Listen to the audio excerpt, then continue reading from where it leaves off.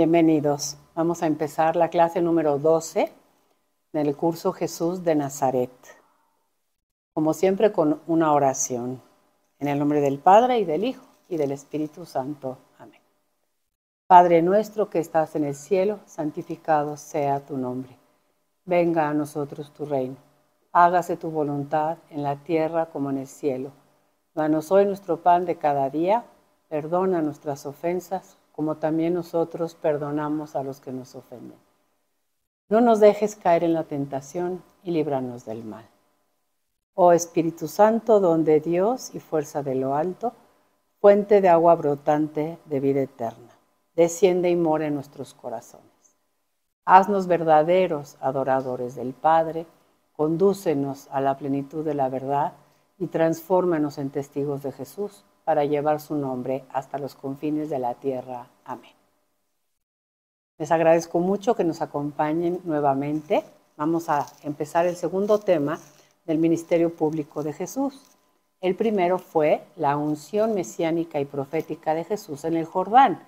Jesús que recibe el Espíritu de Dios, que queda lleno de los carismas que Dios le quiere dar, y él experimenta que debe de empezar ya un nuevo momento en su vida, que debe de dejar ya su vida en Nazaret y que va a empezar ahora sí a realizar lo que se esperaba del Mesías, que era implantar el reinado de Dios en la tierra y a realizar esa misión profética de hablarle al pueblo de parte de Dios, aunque tendrá que sufrir. Pero una experiencia de Dios es algo muy fuerte. Yo creo que las personas que la hayan tenido, una vez que se tiene la experiencia de Dios, como que uno necesita un tiempo para reflexionar. Pensemos en alguna vez que hayamos ido a algún retiro, que nos haya llegado muy profundo, como que regresas y ves todo igual, pero tú te sientes como cambiado y tiene que pasar un tiempo de reflexión para que todo se vaya acomodando. El tema que vamos a tratar ahora son las tentaciones. Pero el tema está con este título, tentaciones mesiánicas. Es decir, las tentaciones que los evangelistas nos van a presentar son las tentaciones a Jesús Mesías, en su calidad de Mesías, es decir, en su misión. Yo antes de estudiar me imaginaba, si el diablo se le apareció a Jesús y le puso 3 tentaciones y Jesús le dijo 3 palabras y se acabó. Y yo muchas veces pensaba, bueno, pero qué chiste, porque a él nada más lo tentaron 3 veces. Y vamos a ir viendo poco a poquito cómo este Jesús, el Hijo eterno de Dios que se ha hecho hombre, quiso ser igual a nosotros, como leíamos en el texto de los Hebreos, igualito a nosotros en todo menos en el pecado. Pero eso incluye sufrir la prueba de la tentación. Jesús fue tentado, pero Jesús va a salir victorioso. Entonces vamos a ver primero las tentaciones en el Evangelio de San Marcos, porque son muy curiosas, son muy particulares, no son las que casi se enseñan en la catequesis. Y luego vamos a estudiar las tentaciones en el Evangelio de San Mateo y de San Lucas, que son muy parecidas. Pero antes de eso, quería leer un texto del Santo Padre cuando vino a México. Tuvo un encuentro con la gente en Ecatepec, un lugar muy pobre. Y fue justamente el Evangelio de las Tentaciones el que el Papa predicó ese día y dijo una palabra muy bella que me voy a permitir leerles. ¿Pero por qué? Porque quiero que sientan que el estudio que les estamos ofreciendo está en total sintonía con la Iglesia.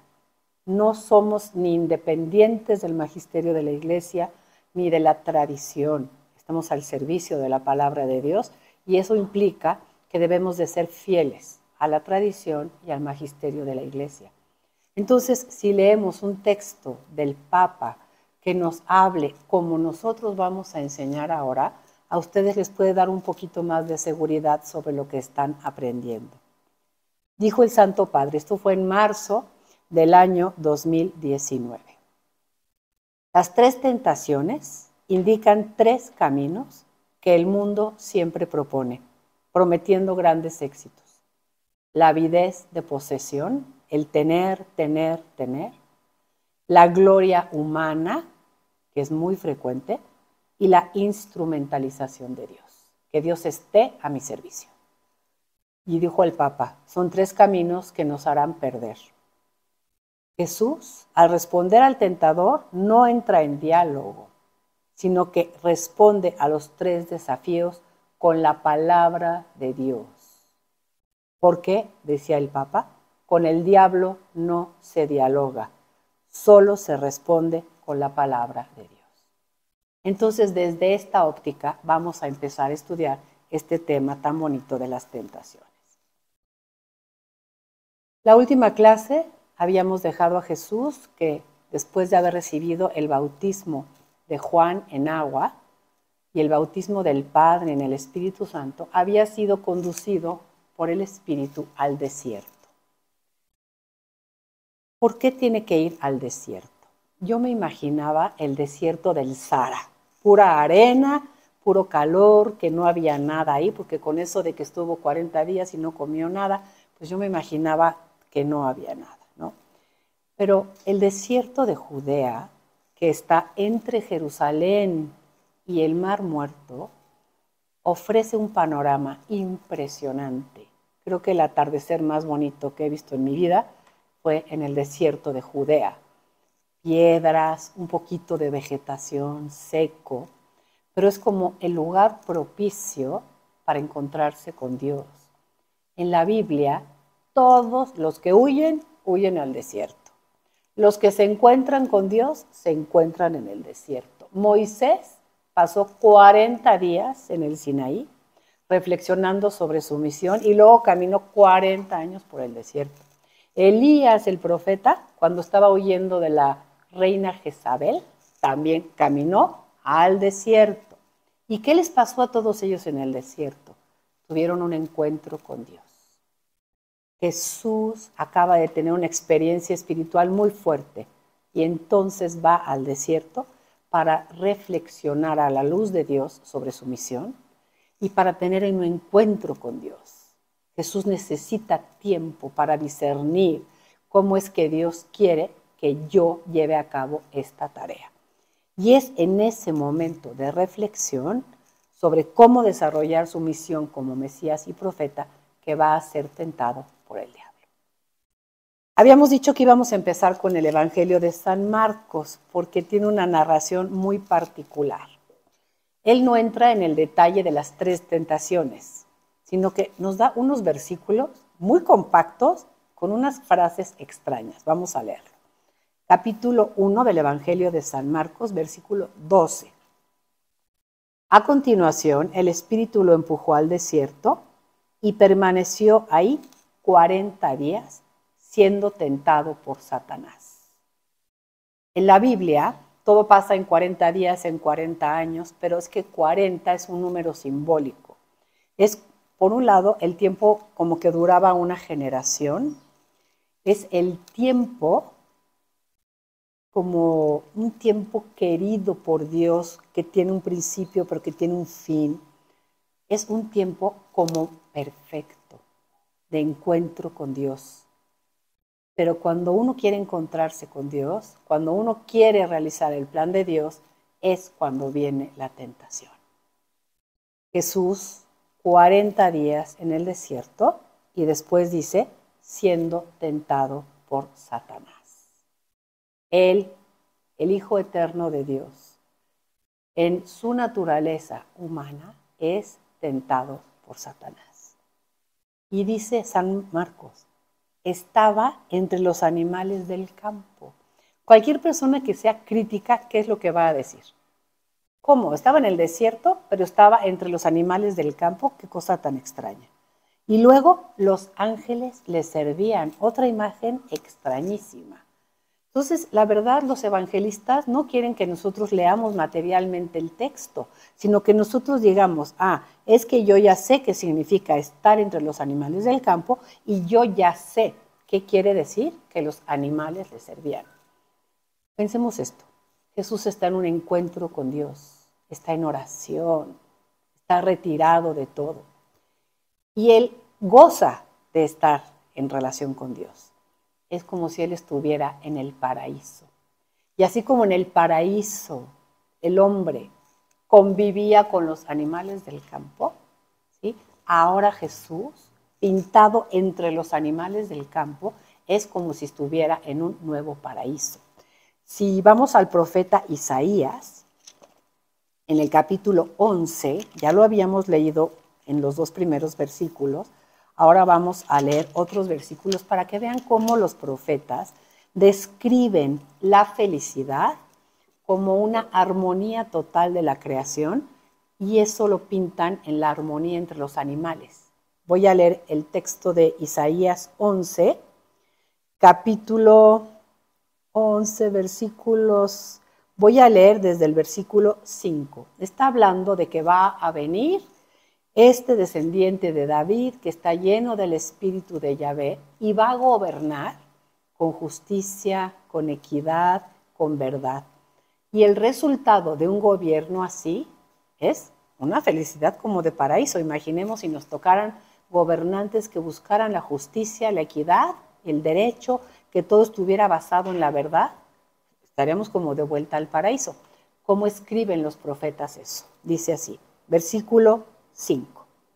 Justicia será el ceñidor de su cintura, está hablando del Mesías. Verdad, el cinturón de sus lomos. Serán vecinos el lobo y el cordero, y el leopardo se echará con el cabrito. El novillo y el cachorro pasarán juntos, y un niño pequeño será su pastor. La vaca y la osa pasarán, juntas acostarán a sus crías. El león, como los bueyes, comerá paja. Hurgará el niño de pecho en el agujero del áspid, y en la ura de la víbora el recién destetado meterá la mano. Nadie hará daño, nadie hará mal en todo mi monte santo. Una felicidad como de paraíso. Primera imagen que utiliza San Marcos. Y luego dice que los ángeles le servían. Quiere decir, no que un ángel bajaba y le traía una torta, sino el ángel es signo de la protección de Dios que acompaña a Jesús en el momento de la prueba. San Pablo, en la primera carta a los Corintios, nos va a decir, no habéis sido probados nunca por encima de vuestras propias fuerzas, porque antes de la prueba, Dios nos ha dado con qué resistir a la prueba. Esa es la imagen del ángel. Jesús no está abandonado a su suerte, sino que la providencia de Dios le acompaña. En estos 40 días es tentado por Satanás, como el pueblo de Dios cuando salió de Egipto y caminó 40 años por el desierto, fue tentado a dejar a Dios y volverse a sus dioses paganos, volverse a la esclavitud de Egipto. Es el momento del desierto, es el momento del encuentro con Dios, pero en la Biblia también es el momento de la prueba. Entonces, dice San Marcos, Jesús fue tentado por Satanás. Estaba entre los animales del campo y los ángeles le servían. Ahora vamos a ver el relato de San Mateo. El de San Lucas es prácticamente idéntico al de San Mateo, cambia el orden nada más en la segunda y la tercera tentación, pero me plantean exactamente la misma. Entonces vamos a leer en San Mateo el capítulo 4, el versículo 1 al 4. Mateo 4, del 1 al 4. Primera tentación. Este es el texto que generalmente conocemos y pensamos por este texto que Jesús fue al desierto para ser tentado por el diablo. Ay, discúlpenme. Si yo sé que en el desierto voy a ir para ser tentado por el diablo, no voy. No, Jesús no fue a ser tentado por el diablo. Primero, nos dicen los evangelistas, fue al impulso del Espíritu Santo. Y segundo, estando ya en el desierto, fue tentado por el diablo. Entonces leo Mateo 4:1.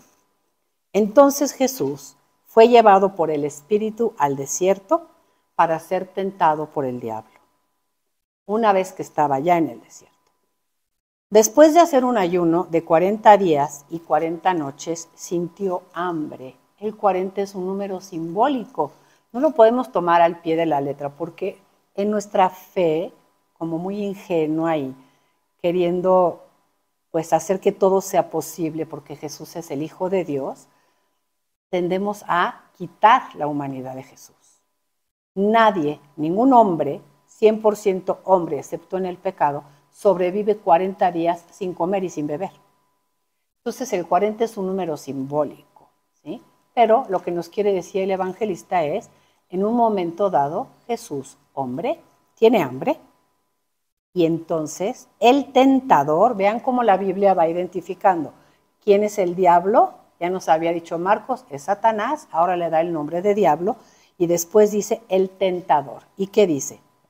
Se acercó y le dijo, y esta lectura es muy, muy importante. Le dice, si eres hijo de Dios, di que estas piedras se conviertan en panes. Por favor, mucha atención aquí en la gramática. Dice, si eres hijo de Dios. Ustedes y yo, bautizados, somos hijos de Dios. Pero yo no soy el hijo de Dios. Y el demonio no le dice, si tú eres el hijo de Dios. Por favor, reflexionemos. El demonio sabe perfectamente bien el poder que Dios tiene sobre él. Un exorcismo se hace en el nombre de Jesús, en el nombre del Hijo de Dios. Pareciera a primera vista como que el demonio sabe quién es Jesús. Y entonces viene y le dice, si tú eres el Hijo de Dios y eres tan poderoso, convierte estas piedras en pan. Pero el demonio no sabe quién es Jesús.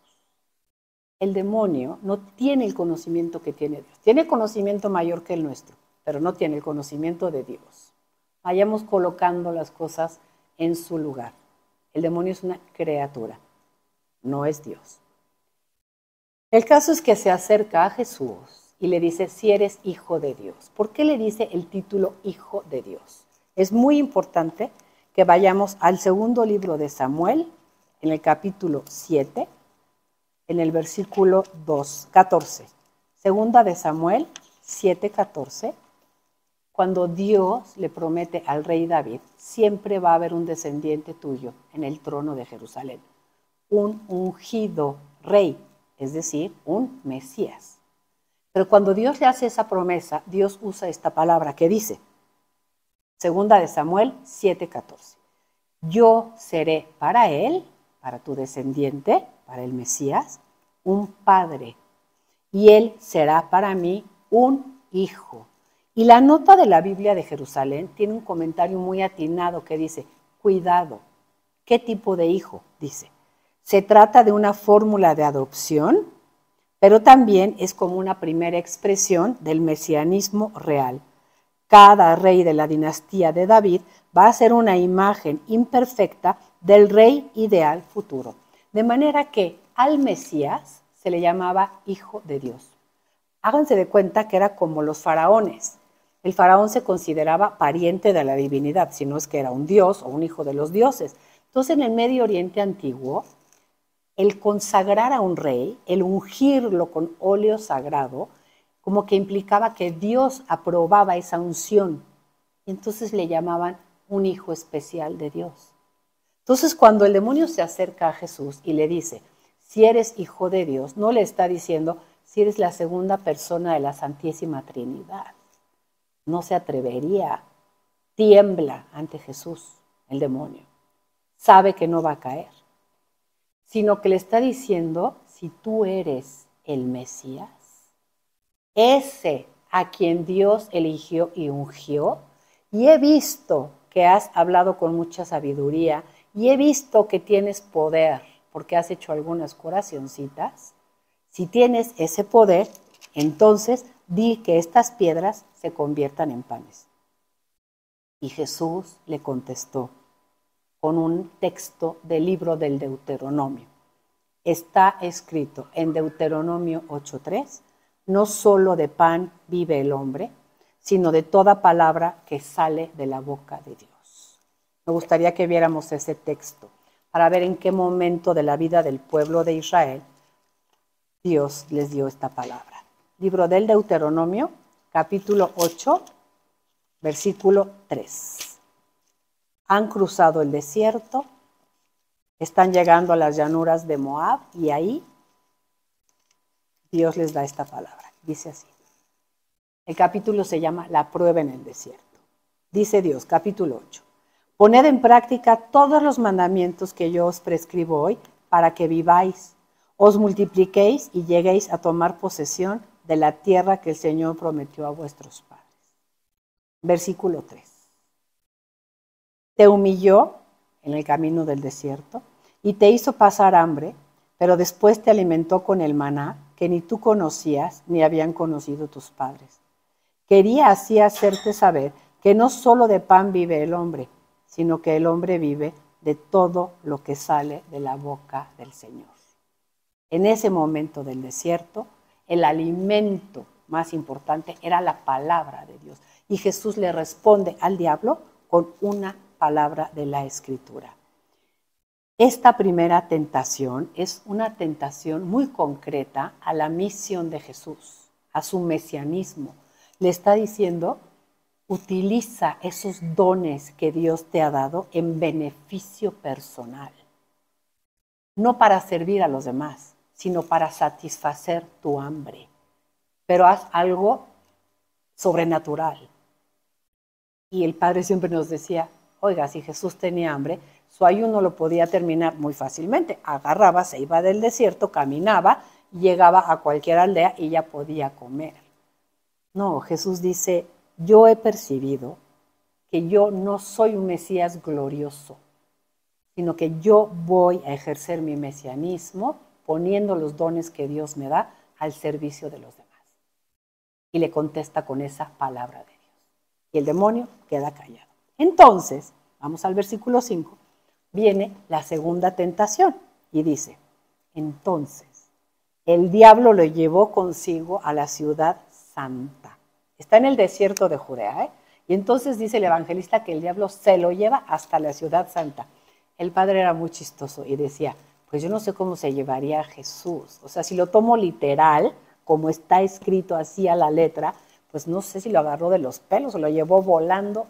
Eso no es lo que tenemos que aprender, sino detrás de este lenguaje literario que estamos escuchando, ¿cuál es el mensaje doctrinal? Y entonces dice, el diablo lo llevó consigo a la ciudad santa, lo puso sobre el alero del templo y le dice otra vez, si eres hijo de Dios, si eres el Mesías, si eres el elegido, tírate abajo. Y el demonio hace algo atrevidísimo. Y vamos a ir viendo cómo cada vez se atreve a más. Dice, porque está escrito, como diciéndole a Jesús, tú que tanto citas la palabra de Dios, yo también me la sé.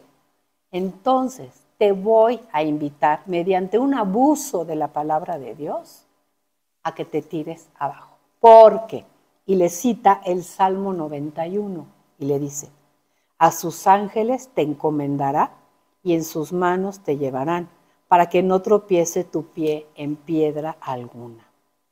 Y Jesús vuelve a contestarle con la palabra de Dios, ahora con un texto de Deuteronomio 6:16. Vamos a Deuteronomio, capítulo 6, versículo 16. 6:16. Voy a leer desde el versículo 14. No tentarás al Señor tu Dios. No vayáis detrás de otros dioses. El demonio, su meta principal o lo que él quisiera es que él quisiera ser Dios. Quiere ser adorado como Dios.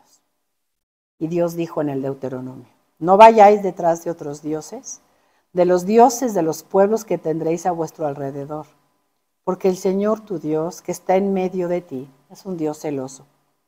La ira del Señor tu Dios se encendería contra ti y te haría desaparecer de la faz de la tierra. No tentaréis al Señor vuestro Dios como le habéis tentado en Masá. El episodio del texto de Números 20 en el desierto, cuando la gente no creyó. No tientes al Señor tu Dios. Si me regreso al Evangelio de San Mateo, Jesús le contesta en el versículo 7. También está escrito, no tentarás al Señor tu Dios. No le está diciendo, no tentarás al Señor tu Dios porque yo soy Dios y vete de aquí, no me tientes. Le está diciendo, yo no voy a tentar a Dios. Yo no voy a tentar a Dios. Pero le responde otra vez, con una palabra de la Escritura. Fíjense lo que había hecho el Santo Padre. Con el demonio no se dialoga. Cualquier exorcista sabe que la clave está en no entrar en diálogo con el demonio. El Papa, en esa homilía que les leí, también decía, porque siempre nos va a ganar, es más listo que nosotros. Entonces, no entrar en diálogo con él. Pero hay una herramienta poderosa que tenemos, que es la palabra de Dios. Y con esa herramienta poderosa, nosotros podemos combatir la tentación. En la palabra de Dios tenemos esa espada eficaz, esa arma ofensiva que nos ayuda a resistir la tentación. Voy a pasar ahora a la tercera tentación, que está en el versículo 8. Y dice así. Vean, por favor, el atrevimiento de Satanás. Se va a pintar como si él fuera así el rey del mundo, el dueño de todo, porque le va a decir a Jesús, te ofrezco todo, todo es mío, toda la riqueza. Le dice en el versículo 8. Estoy en el Evangelio de Mateo todavía. 4:8. De nuevo lo llevó consigo el diablo a un monte muy alto. Le mostró todos los reinos del mundo y de su gloria. Por favor, en ningún monte se pueden ver todos los reinos del mundo y su gloria, ¿no? Es una imagen también para decir, el demonio quiere presentarse ante Jesús como que Él es el dueño de todo, casi como Él fuera el creador. Y le dice una palabra atrevidísima. Todo esto te daré si te postras y me adoras. ¿Cómo que si te postras y me adoras? A esa grandeza de proporciones llega el atrevimiento de Satanás. Quiere ser adorado como Dios. Y le dice a Jesús, todo esto te daré si te postras y me adoras. Y entonces Jesús, que sí sabe quién es, le dice, apártate, Satanás. Es importante, le da su nombre, dice, yo sé quién eres, porque está escrito, al Señor tu Dios adorarás y solo a Él le darás culto. Eso era lo que seguía en el texto del Deuteronomio que leímos en el capítulo 6. Adoración solamente a Dios, a nadie más. Adoramos a Dios. Versículo 11. El diablo finalmente lo dejó. Adórame como a Dios. A lo mejor nosotros pensamos, bueno, yo en esta tentación nunca he caído porque yo no he adorado a otra cosa como Dios. Y ese es el engaño. Esta tentación se puede hacer realidad en nosotros cuando acudimos a algo o a alguien que no es Dios. Cuando ponemos nuestra confianza en algo o alguien que no es Dios. Mi éxito profesional, la simpatía que tengo, mi dinero, mi belleza. Cada vez que yo pongo algo en lugar de Dios, estoy cayendo en esta tentación. Veamos cómo el demonio muchas veces ofrece caminos de gloria en lugar de humildad, o caminos de obediencia al mundo en lugar de caminos de obediencia a Dios. Nuestra herramienta siempre será la palabra de Dios. Es la arma ofensiva que tenemos nosotros para eso. Con eso, dice en el versículo 11, que el diablo finalmente lo dejó. Y entonces se acercaron unos ángeles y se pusieron a servirle. O sea, la providencia del Señor, que no deja jamás nunca a Jesús. Quiero ver nada más el final de la tentación tercera en el Evangelio de San Lucas, porque tiene un detalle que no tienen los otros evangelios. En el Evangelio de San Lucas, en el capítulo 4, en el versículo 13, hay un texto que dice, acabadas las tentaciones, el diablo se alejó de él hasta el tiempo propicio. ¿Cuál será este tiempo propicio? ¿Cuándo va a ser tentado Jesús en los evangelios nuevamente sobre su misión? Sobre no hagas el plan de Dios, sino haz lo que yo quiero que hagas. Deja el plan de Dios. En Getsemaní. En Getsemaní Jesús entra en combate. Agonía quiere decir combate. En ese momento sufre la tentación peor. En la crucifixión la gente lo tentaba y le decía, bájate de la cruz. si eres el Mesías, baja de la cruz. Otros decían, a otros ha salvado y él no se puede salvar. Sientan la cantidad de momentos de tentación que tuvo Jesús. Entonces no es que Jesús haya sido tentado nada más 3 veces en la vida. 3 es un número que habla de perfección. Quiere decir que Jesús fue tentado a lo largo de su vida lo que un ser humano es tentado. O ahí resumen los evangelistas las tentaciones que sufre todo ser humano en su vida. Me gustaría leer el final de este relato en el libro que tenemos nosotros en la página 56 para hacer una breve actualización. Es decir, cómo aplico esto en mi vida y una pequeña oración. Las tentaciones en mi vida. La táctica del diablo respecto de nosotros será siempre desviarnos del camino querido por Dios, en el camino de mi misión. Si soy esposa, en el campo de esposa. Si soy mamá, en el de mamá. Si soy profesionista, en mi trabajo. Quiere desviarnos del camino querido por Dios y ponernos trabas en el empeño por nuestra santificación. Nos hará proposiciones en la misma línea de nuestra misión, pero mostrándonos caminos inadecuados que nos hagan fracasar. Serán tentaciones de egoísmo, de uso indebido de nuestras capacidades, soberbia, orgullo, vanagloria, temeridad, etc.